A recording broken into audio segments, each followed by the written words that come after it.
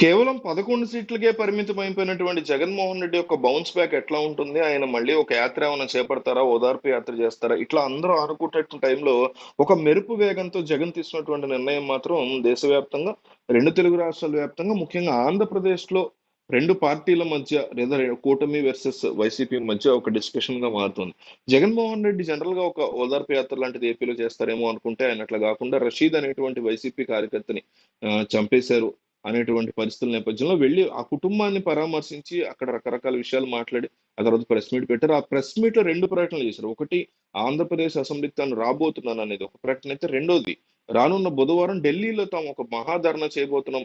వైసీపీకి సంబంధించిన ఎమ్మెల్యేలు, ఎమ్మెల్సీలు, ఎంపీలు అందరూ కూడా అక్కడికి వెళ్లి ధర్నా చేయబోతున్నాం అనేసి ఆయన ఒక భారీ ప్రకటన చేశారు. అయితే ఈ ప్రకటనని కేంద్ర ప్రభుత్వం యాక్సెప్ట్ చేసేటువంటి పరిస్థితి కనిపించట్లే. ఇప్పటికే ఆమ్ ఆద్మీ పార్టీ చేసినటువంటి అనేక రకాల రచ్చ వల్ల కేజ్రీవాల్‌ని తీసుకెళ్ళి వాళ్ళు జైల్లో పెట్టారు.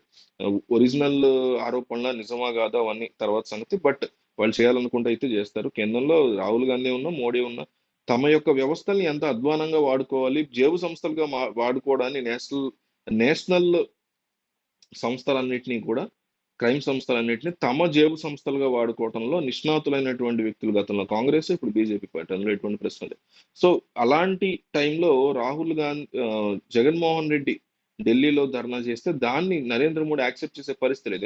ఎందువల్ల అంటే ఏపీలో ఎన్డీఏ సంకీర్ణ కూటమి ప్రభుత్వంలో ఉంది. మీకు చంద్రబాబు ప్రభుత్వం ఉంటే వచ్చి మీరు అక్కడ ద్రౌపది ముర్ము రాష్ట్రపతి భవన్ దగ్గర ఎక్కడో ధర్నా చేసుకుంటే చంద్రబాబు మ్యాటర్ కింద నేషనల్ మీడియాలో కవర్ అవుద్ది. ఇప్పుడు అట్లా కాదు. అడిగే ప్రతి విలేకరి కూడా మిమ్మల్ని ఎన్డీఏ కూటమి ఏపీలో పనిచేయట్లేదా? ఎన్డీఏ కూటమి ఫెయిల్యూర్ అయ్యిద్ది అని ఇట్లా ఎన్డీఏ కూటమి, ఎన్డీఏ ప్రభుత్వం అనేది వస్తది.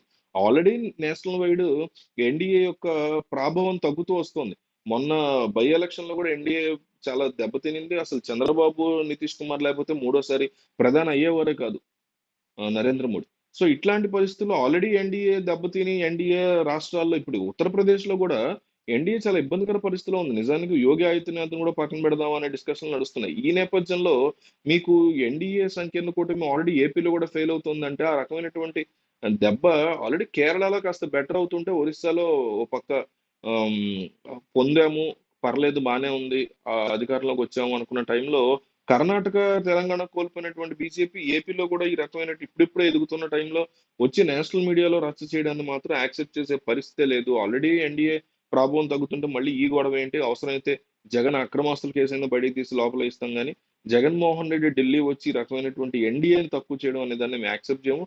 కావాలంటే రాష్ట్రంలో చేసుకోండి. ఎందుకంటే ద్రౌపది ముర్ము వచ్చి ఆహ్, ఏపీలో రాష్ట్రపతి పాలన పెట్టేంత రచ్చ అయితే ఏం జరగట్ల. అంతకుముందు జగన్మోహన్ రెడ్డి పాలనలోనే ఎన్నో రకాల మర్డర్‌లు ఇది జరిగాయి. జనరలైజ్ చేయట్లా చెప్తున్నా. ఇప్పుడు కూడా జరుగుతున్నాయి.